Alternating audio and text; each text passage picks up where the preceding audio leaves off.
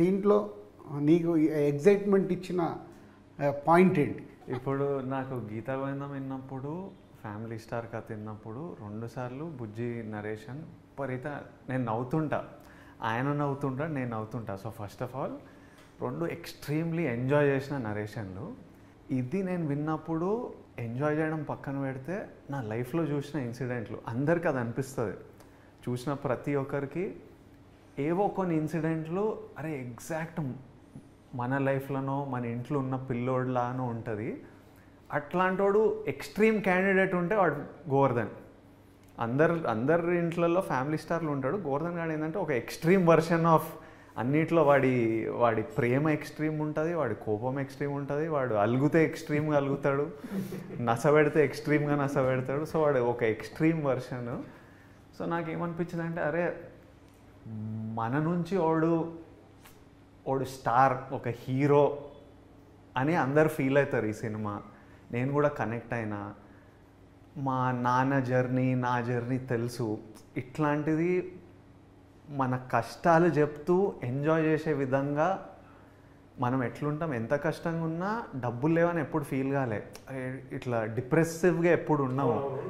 ఎంత టైట్ ఉన్న లైఫ్, మీరు చెరుకు కట్ట పట్టుకొని వెళ్ళినా ఆయన, నేను కూడా ఎప్పుడు రెడ్ పైన చూడలే ముళ్ళు. ఆల్మోస్ట్ పెళ్లి చూపుల తర్వాత ఫుల్ ట్యాంక్ పడ్డది నాకు. అప్పటిదాకా రెడ్ మీదనే కొట్టుకునేది.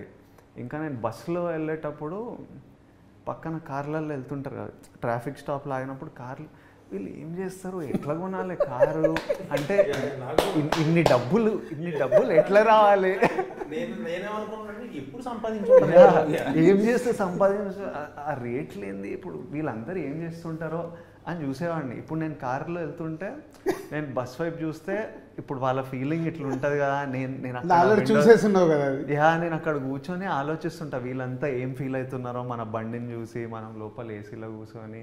నేను అటువైపు నుంచి ఫీల్ అవుతుంటా, నా కార్ని అటువైపు నుంచి చూస్తుంటా. బట్ సో నేను ఇవన్నీ కనెక్ట్ అయ్యి వాజ్ లైక్, అండ్ ఇలాంటి క్యారెక్టరు, గోవర్ధన్ లాంటి క్యారెక్టరు రేర్లీ పడతాయి, అందరికీ గుర్తుండిపోయే క్యారెక్టర్ ఫర్ ఇయర్స్. సో ఇట్లాంటి క్యారెక్టర్ పడ్డప్పుడు వదులుకునే అది stupidity. So immediately I was like I want to do it. నేను మీకు చెప్పిన కథ చాలా బాగుంది, ఐడియాగా చెప్పిండే నా దగ్గర ఫుల్ ఫ్లెజ్. నువ్వు చెప్పింది కూడా అదే, పరశురామ్ గారి దగ్గర ఒక ఐడియా ఉంది వినండి అని చెప్తేనే అప్పుడు నేను బుజ్జితో మాట్లాడి విన్నాను. తెలుగు ఇండస్ట్రీ में लकी हीरोइन बन गए, स्ट्रीक चल रहा आपका.